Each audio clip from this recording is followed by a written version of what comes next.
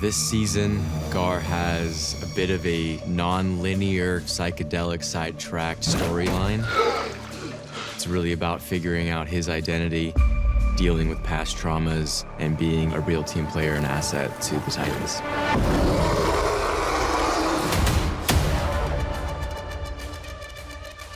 Gar has a lot more to do this season. I'm really excited where the writers have taken him.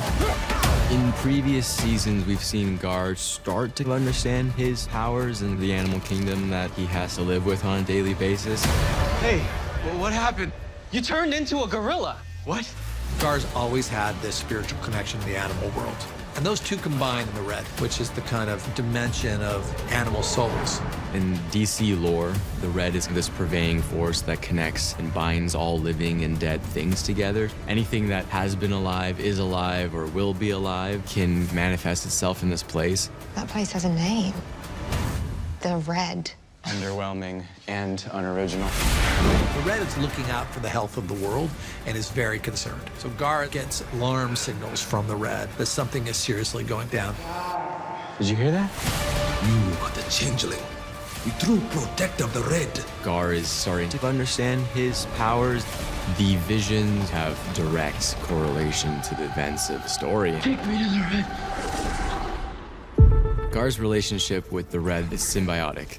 They work with one another. Gar is the man on the ground. He is the physical manifestation. He can put words to action or the insights that the Red provides. They're all to serve the balance between life and death, and ultimately whatever serves the higher good of all living and past beings is what the Red's gonna ask of the Titans. It gets really trippy and confusing, man. Garfield Logan, your days of stripping naked in public are over. Just when I was starting to like it. One thing that we had, and there was a problem, is that every time we want him to transform, you have to take off your clothes. They don't magically disappear. We're tired of him nuding up every time he wants to transform into an animal. This season, it was really exciting to finally get to give Ryan/Beast Boy his super suit. We knew that we wanted to have it be really classic. We knew that we wanted it to harken back to the golden era of Beast Boy. It's red, white, gray, metallics. It has tiny little paw prints that give it this really nice texture. Before I had like the superhero fanboy jacket and I just kind of followed the team around. Now I actually have a superhero suit and I am part of the gang.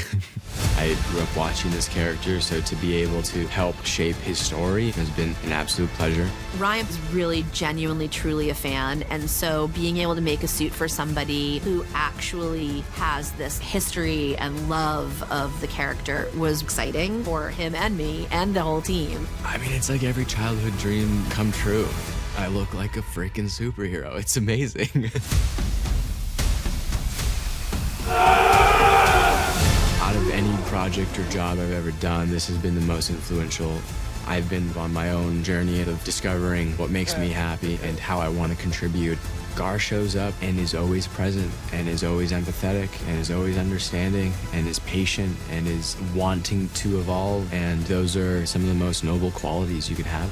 I wouldn't be asking these bigger questions if I didn't have to ask them with my character. This is my life. I just want to take charge of it. It's been a pleasure playing this character, and Gar has absolutely influenced my being, and I hope has influenced others as well.